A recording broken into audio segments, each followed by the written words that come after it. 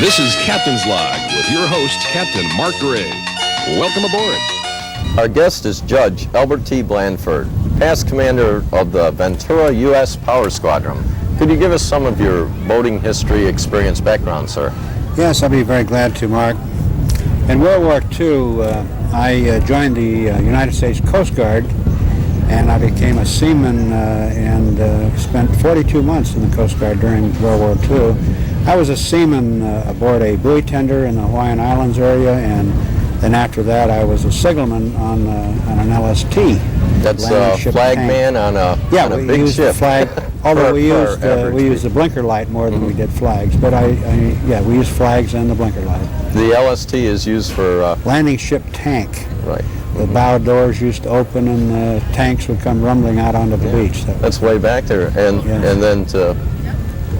So after World War II, I went to law school and didn't really take up boating again seriously until about a dozen years ago when I bought a boat for my son, who was then about 15 years old, and we started sailing.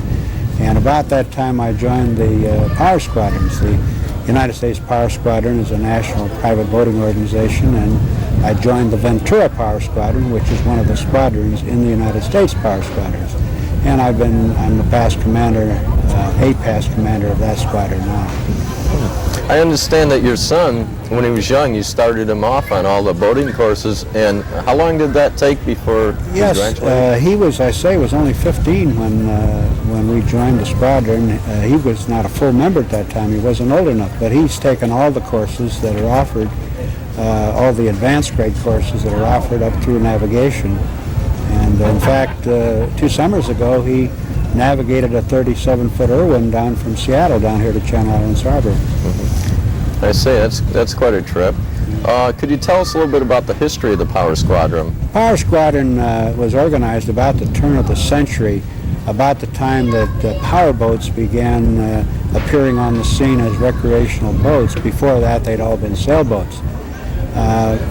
Members of the New York Yacht Club and the Boston Yacht Club at that time, they were kind of like outcasts among all the sailors in the 2 yacht clubs. So they organized a separate organization, the United States Power Squadrons, to emphasize education and boating, and it has grown from that. Today we have squadrons all over the United States, well in excess of 50,000 members.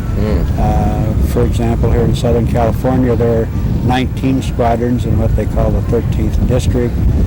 San Luis Obispo has a squadron, Santa Barbara, Ventura, one in the Valley, Long Beach. So it's everywhere in boating communities. Everywhere. And lakes also, I would imagine. Yes, there are also squadrons in the Midwest and the lakes and rivers in that area too. It isn't limited to just the coast, but it's a large boating organization, and it's designed, as I say, primarily for education. What would the other functions be, sir? Well, besides the public education, we educate our own members in advanced seamanship and navigation up through celestial navigation. And then we also have a social side of the organization. We have cruises out to the islands, and we have monthly dinners or picnics and that sort of thing.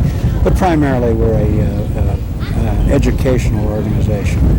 And on the educational side, how often do you hold the free public boating classes? Is that every 3 months? Or? No, the public boating courses are held in the spring and in the fall. The next one will be starting in September of this year. We have room for approximately 100 students, both in the fall and in the spring. In the Ventura In the Ventura Squadron. Now, Santa Barbara and each of the other squadrons also have public boating courses. Would you have a ballpark figure of how many new people take this first free boating class across the country in all of them? I can't give you the exact numbers, but I know it's a small part of the total number of people who are involved in recreational boating, unfortunately, because there are a lot of people out there that really could benefit by some education. And our classes emphasize safety above everything else. I know when I went through my Power Squadron, public boating classes, and actually I took my girlfriend through it also. there were about 100 people there also in Port Hueneme at the Pacific Corinthian Yacht Club. Yes, that's...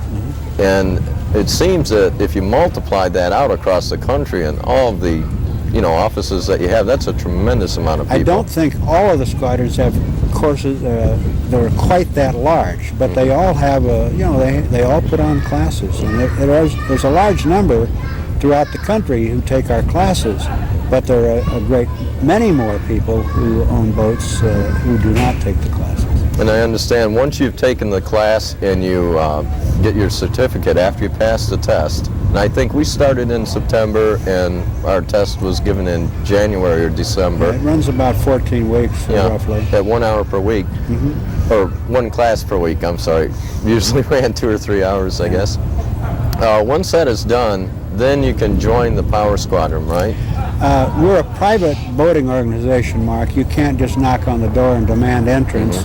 Entrance is by invitation, but I can almost say that if those of you who take the public boating course, if you want to join, I'm sure somebody will see your merit and will recommend you for membership. Right. Yes. Okay, and let's say that I'm in there now. What type of advanced training do you have? Well, once a person becomes a member of the squadron, then there are 2 types of courses, basically what they call advanced grade courses and then elective courses. The advanced grade courses start with seamanship, which goes into the same subject matter as the public boating course, except in a little more detail. That's followed by a course in piloting, which again covers material that was covered very basically in the public boating course, again going into more detail. The third course among the advanced courses is called advanced piloting, and now when you finish that particular course, which includes not only navigation or piloting along the coast, it includes such subjects as current, tides. Once a person has completed that course, he is really fairly competent to navigate up and down the coast with inside of land generally.